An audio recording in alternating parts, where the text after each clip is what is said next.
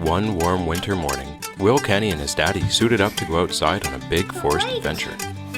First, Will put on his boots, then his sweater, and then his puffin hat. When they got to the forest, they found that the snow around the pathway was melting, and that they could see a lot more of the forest floor.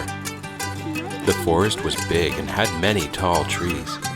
Because the trees didn't have any leaves on them, Will, Kenny could look up and see the bird's nest perched inside the branches. He had fun picking up twigs and sticks and scratching the surface of the ice. That was one of his very favorite things to do. He especially loved to dab the twigs inside the melted puddles and tap the sticks against the ground. Will, Kenny found a rock that was covered in seeds from where someone had been feeding the birds.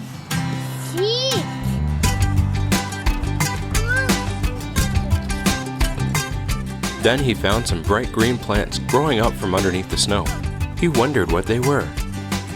He found a tree trunk where all of the bark had fallen off. The trunk was smooth and crackly, and he thought it was fun to run his fingers along it. Will, Kenny's favorite trees were the hugging trees, which were trees that were growing so close together that their branches wrapped around each other in a big hug. Will thought he would join in on the hugging fun.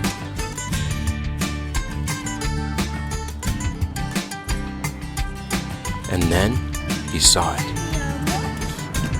A monster! Ahead on the pathway, there was a monster! Will, Kenny bravely pressed on to get a closer look at the monster.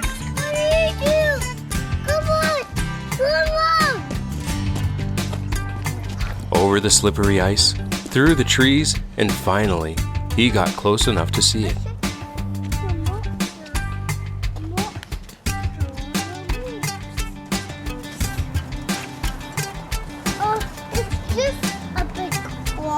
That's when he saw that it wasn't a monster at all, but a big stone.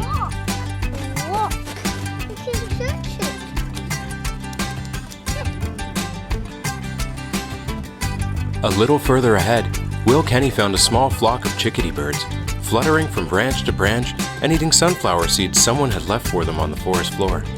He chased the birds, and they flew away. Please go on my finger! Don't be afraid! Go back! Go back, birds! Go back! Then he tried to approach them quietly, but they flew away again. Sometimes they would land in the branches just over his head, but he was never able to get one to land on his finger. That's when Will, Kenny learned that even though he was little, the even littler birds might think that he was big and scary. He tried to wait, ever so quiet and still, for the birds to land on his finger, but the birds were just a little too afraid. Then he felt a grumbling in his tummy and decided it was time for lunch. So Will, Kenny, and his daddy made their way back home through the forest, past the fuzzy green moss, past the hugging trees, up a hill, and then out to the street.